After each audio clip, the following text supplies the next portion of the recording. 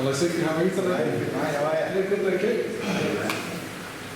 With the casting, I want to be doing This is the history. Oh, Yeah, and then we're going to do some performance work at the end. Oh, excellent. Are you going to do like a video on the website or something? Yes. Oh, okay.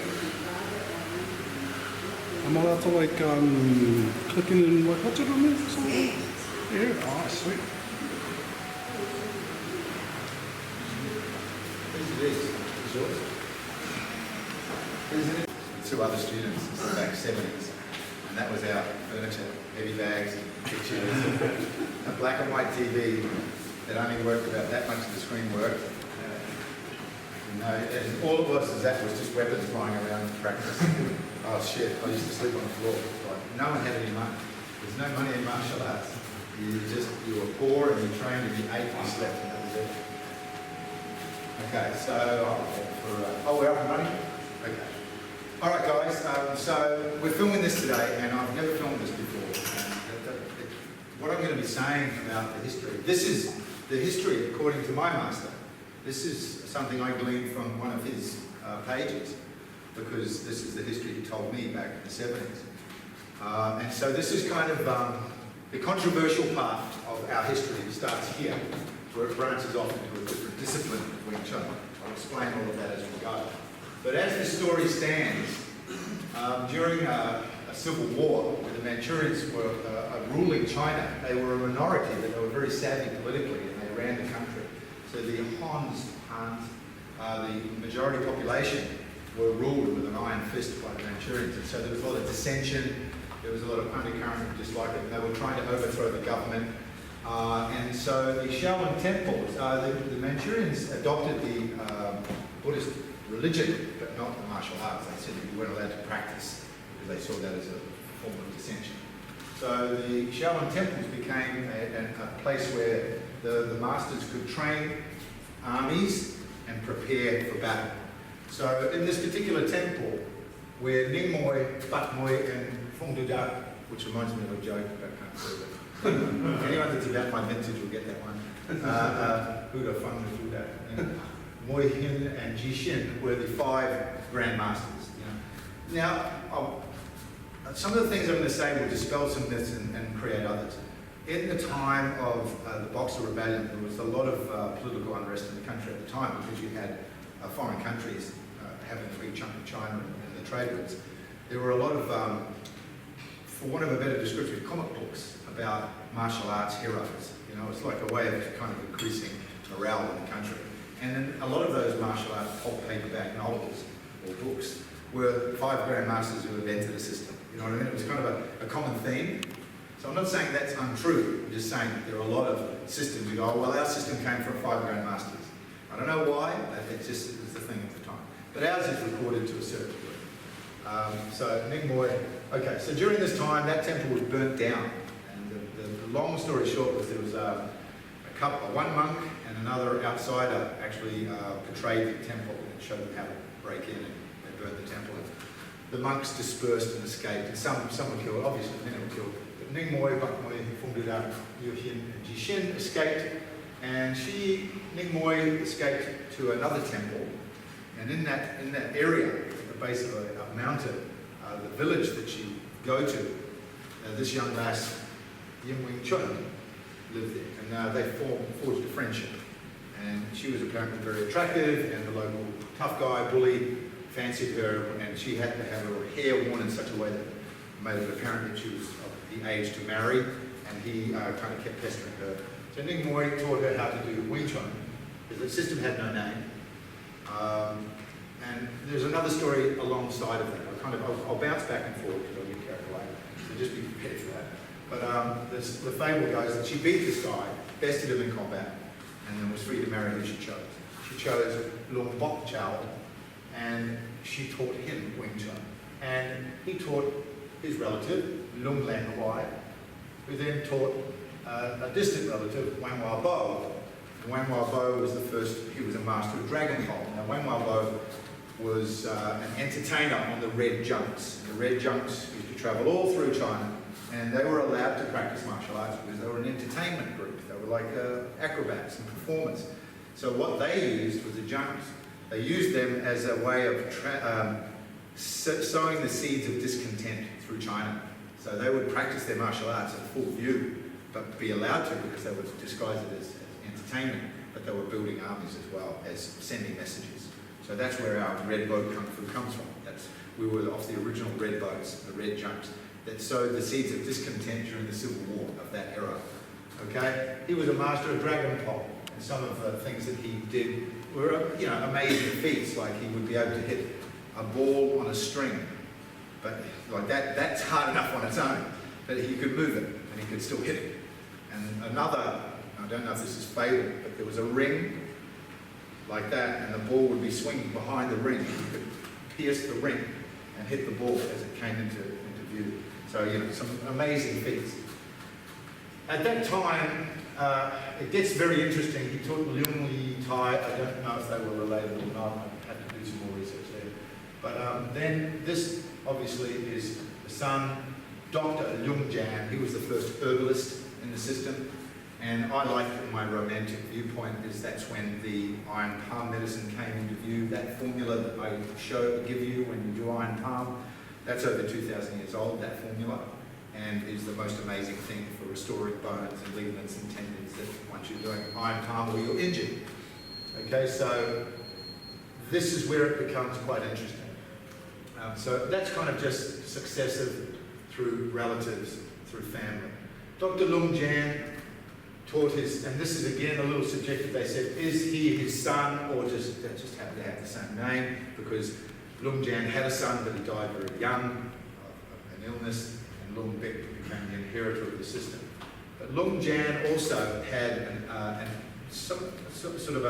an opposition in the village that he lived in, and that gentleman was Chan Hua. Chan Hua was a gangster, he was a moneylender, a launderer, he was a standover merchant. Dr. Leung Jan was an upstanding citizen and didn't particularly like Chan Hua, and Chan Hua pestered him to teach him the Wing Chun system because he became quite famous as an exponent of Wing Chun. He was probably, in all of these generations of his era, he was the best. So Chan Hua wanted to know what he knew. He didn't want to teach Chan Hua, but to get him off his back, he decided to modify the system and show him stuff, but withholding a lot of information. And at this point, this is where it becomes super controversial, because all other Wing Chun systems, bar us, consider themselves a direct lineage straight to Yip Man via Dr. Leung Jan, Leung Bek. No, actually, Leung Bek's out of the equation. That it goes Dr. Leung Jan, it goes then immediately to Chan Hua, and then directly down to Yip Man. They don't see this as a breakaway, as we do. They see it as a simple succession in linear fashion. So the problem we have here is Leung Jan modified the system at that point. Okay, and here we are 200 years later, still talking about it. And this is when I'm going to get to when Wing Chun got modified again 35 years ago. All right, ruined the system, as I know, the original system I learned. So it went to Chan Hua and his other two disciples.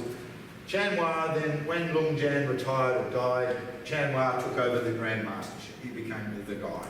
And he took on, one of the last disciples he took on, I think it was 13 disciples. The last one was Yip Man, when he was very young. And the story goes that Yip Man went up to him and asked him to teach him, and he refused. But he showed him, he gave him a number of gold coins. And he actually thought he had stolen them. So he took them back to his parents. And his parents said, no, that's his whole inheritance, that's his life savings. And he was so impressed by that he was prepared to give up all of that wealth to learn Wing Chun that he took him on as his last disciple. I wasn't there, I'm just the messenger, but it's an interesting story. That was the passion of the young man. Many years later, Yip Man, during the Cultural Revolution, martial arts was outlawed again in China, right? Mao Zedong decided that martial arts was a bit self-indulgent, and a lot of great authors, artists, and martial artists were banished, imprisoned, killed. All right, so all the martial artists pissed off out of China as quickly as possible. Where do you go? British colony, Hong Kong, just next door. Everyone speaks the same language. It's all good. So Yip Man went to Hong Kong in about 1949. In 1960, no, hang on, let me go back. About 1955, he started teaching a young man called William Chong. And you'll see Yip Man there. again, and William Chun. Then I was of first generation with William Chun, and you're first generation to me.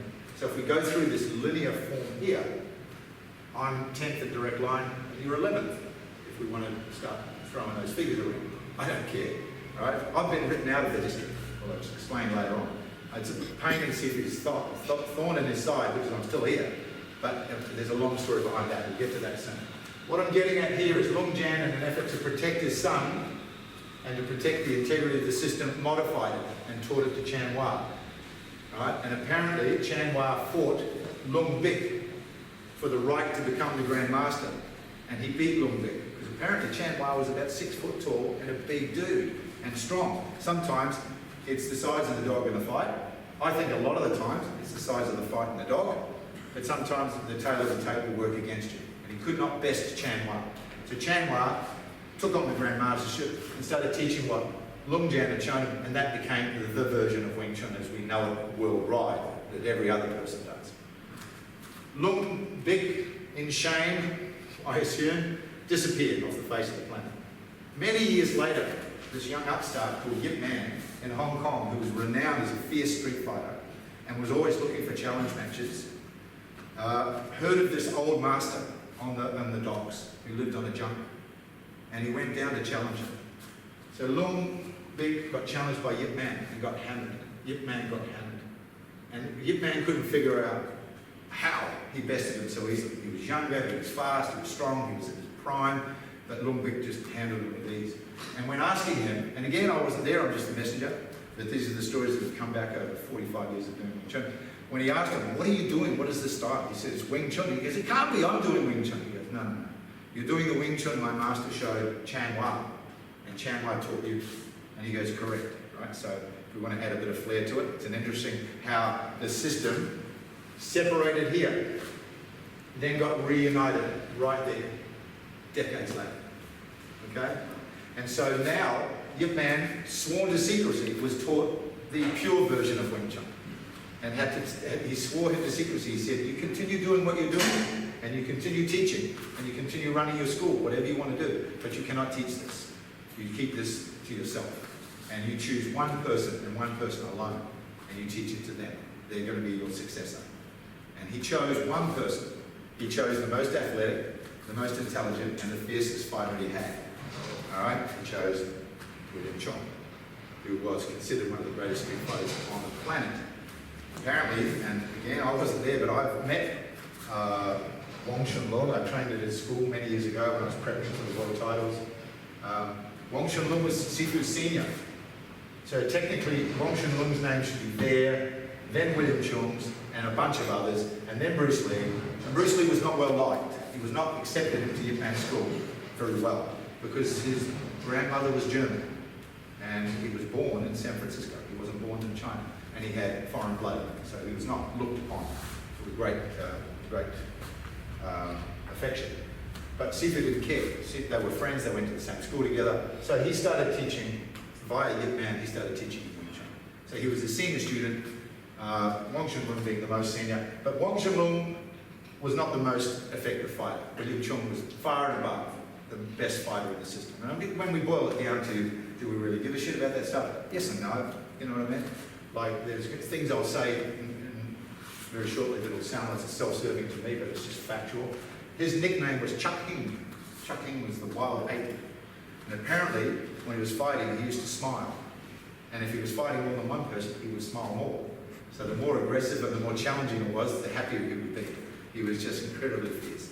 And in 1950, late 50s, I'd say, he won the all-invitation Hong Kong Kung Fu Championships, which, if you think about it, was the equivalent of the World Kung Fu Championship. Why? Because no one else on the planet was doing it. It's a little bit like the Americans saying we've got the World Championship of baseball, but you only play in America.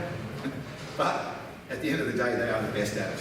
So that was his first and greatest achievement as a fighter, was to win that. But he was unbeaten in hundreds of street fights. He taught Bruce Lee. They were thick as thieves. Sifu's father was a police officer. Some say he was corrupt. I don't know. Some say he had dealings with the triad. That might be true. A lot of couples did. There was a lot of mutual respect, a lot of fear and angst against the triads. And they say that Bruce Lee and William Chun used to get into trouble all the time, and so to get him out of hot water, he was banished to Australia. Bruce Lee was banished to America. He went to San Francisco and became who? Became Bruce Lee. Sifu came to Australia and just disappeared and did not resurface for many years. He did various things. He ran restaurants. He always taught kung fu. But it wasn't until Bruce Lee died, and by the way, Wong Chun-Lung was one of the fight coordinators on the movie. There's photos to prove that. But him, William, and I'd say William, I would never call him William. I'll talk about that. There's another long story behind that. They were in correspondence. And when Bruce Lee died, someone caught wind of the fact that Sifu and Bruce Lee were corresponding, and it was about the fact that Bruce Lee had learned the modified version of Wing Chun, and Sifu was saying there's another version you're not aware of. Why do you think I was so effective? He kept trying to make Bruce Lee ask questions, kept him curious, and this is where it gets very interesting. If you look at Bruce Lee, he was kind of like, they say he was the godfather of mixed martial arts because he went out and learned boxing, he learned fencing, he learned wrestling, he did all of those things to combine the systems together to create the ultimate fighting style that he could, which was Jeet Kune Do. But Sifu went, well, there's another system, and if you were doing that, you wouldn't have needed to do all of that. But in developing that curiosity, he created a monster. He helped create Bruce Lee. Okay, so those letters resurfaced, and all of a sudden, America took a great interest in William Chun, and they wanted to know all about it. And all of a sudden, he's off to America, and he's getting the cover of Inside Kung Fu magazine, and he just became famous overnight. Whereas he'd kind of been famous, he was a big fish in a small pond in Australia. All of a sudden, he was international. And we were running the school when he was gone. And that will lead us to a story not too far away about how the system got modified irreversibly. Anyway, so back to this point, he taught William Chun taught Bruce Lee. He was the most effective street fighter of the time. I sought him out.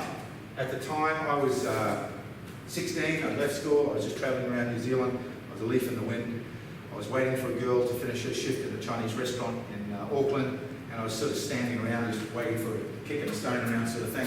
And I saw these two guys doing something in the alleyway behind the restaurant. And I went, it's interesting. I knew what it was without knowing what it was. I'd seen pictures of Bruce Lee, those stills of him doing Chi Sao with Yip Man, and I went, no way. I recognise that. You've got to realise that in New Zealand, and in Australia as well, for any information to come in from Hong Kong or America, it took months. You know, it's not like instant like it is now.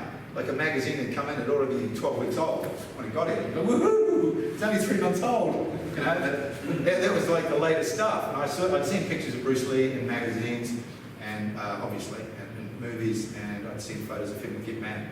And that just, wow, I'd already been doing Kyokushin for a little while, and as I said, I'd left school and I was moving around. I went up and asked them very politely, is that what I think it is? And they told me that the guy that taught him in Auckland was a guy called Sonny, and I said, oh, well, I want to speak to Sonny, how do I get in touch with him? And then I asked them the perfect question. I said, who is the guy? Who's the Grand Master? Who is it? And they said, his name's William Chun. He taught Bruce Lee. He was Yip Man's #1 disciple, lived with Yip Man for a while, learned the secret version of Wing Chun. I was like, well, hey, you say secrets to a 16-year-old kid, right? And they go, well, yeah, secrets. And I was like smitten straight away. And then I said, where is he? Because I'm thinking, right, I'm going to go and get a job, I'm going to work, I'm going to save up for a year, and I'm going to Hong Kong. He was in Melbourne, 3 hours away. So I got a job in a ship factory as a lathe operator, and 3 months later I was in Melbourne. Got another job, moved into a shithole, and then I went and visited the school, and I became a student. And it was like walking into Xanadu. It was like Mecca. I walked in and there's these pictures of Sifu up on the wall. I'm going, oh my God, it's the right place. It was like hallowed ground. Not unbeknownst to me, a year and a half later, I'll be living in the school as a full-time disciple, maybe 2 years later. But before then, I made friends at that school and I lived with them. They lived around the corner from the school, so I moved my swag into one of the spare rooms. We were living in an old terrace house around the corner from the Chun. We got a set of keys because I got the job of cleaning the school. Yay! That meant 24-hour access, you know what I mean? So I got keys to the school, and then after a year or so of doing that, Sifu said to Philip, Ellen and I, you guys are always here. Do you want to move in? He goes, we've got some spare room. It was a big venue. And I went, couldn't put our hands up quick enough. So the three of us lived in the Chun as full-time disciples. And we cleaned the school, we ran the classes, we looked after the place like a church. And then Sifu became famous. This is before all of these, just after all of this started happening, and all of a sudden he got this international identity, and all of a sudden he's in America. And he was away for a long time. He was away for 3 months at a time sometimes, traveling through Europe and Germany and Japan, you know, America, all across America. He's got a huge following over here.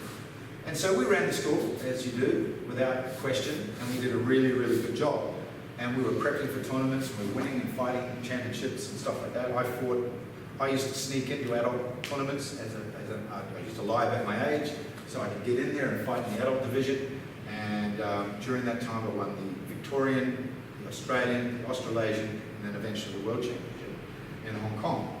And so that was all we wanted to do. And Alan wasn't so concerned about competing, but he was one of the toughest guys I've ever met. Philip competed a couple of times, and he was like, he was from Napier, and he was a little Kiwi boy, and he was the oldest of the three of us, but we used to just hang shit on him because we could, because he was a sweetheart. He was just an easy mark, you know what I mean? He used to be like always hanging shit on Philip. Like the old man, Sifu, was a tough coach. He was like very impatient, and if you asked a question you thought was stupid, he'd let you know straight away. So I used to ask Philip to ask any questions that I wanted to have asked. I'd go, why don't you ask me that? And he'd go like, I reckon, yeah, fucking ask him. And he'd ask me, he'd go, you're an idiot. I dodged a bullet there. So I dodged a lot of bullets. I learned how to roll with the punches with the old man, and that's why I'm still with him. Even though we had a falling out, which we get to, we're still on good terms. So that's the lineage as we know it. That's when it gets really controversial. And all other systems of Wing Chun say, no, that never happened. Yip Man taught the pure system to everyone, you're all full of shit. William Chong made shit up. Now, when Yip Man died in 1972, I wasn't there, I hadn't joined by that time. He meditated for 1 year about whether or not he should teach the pure version versus that version, because he was teaching that version at the time. And the reason why he decided to teach, now this is something he confided in me, and I'm sure he's told many other people, but I haven't thought about it for a very long time. I was thinking about it this morning. He said, I woke up from a dream, and in that dream I was imagining this Sifu, Yip Man, was at the end of the bed tugging on my foot. That's it. That's what he told me. I was like, I got goosebumps going, like, oh wow, what does it mean? I have no idea. But the point is, it was kind of sexy, you know what I mean? It was like exciting. Yip Man's in his dream, and he said, it was that moment I woke up, I realised I have to teach the pure system. And his reasoning was this, he said, if I walk across the street and get hit by a bus that dies with me, it's a better system. He wasn't married at the time, didn't have anything on the horizon with kids and stuff like that, so he decided to teach everyone. I came along just after that, a few years after, first generation, but at the end of the first generation batch, and got to kind of see him in his prime from his mid to late 30s all the way through to now.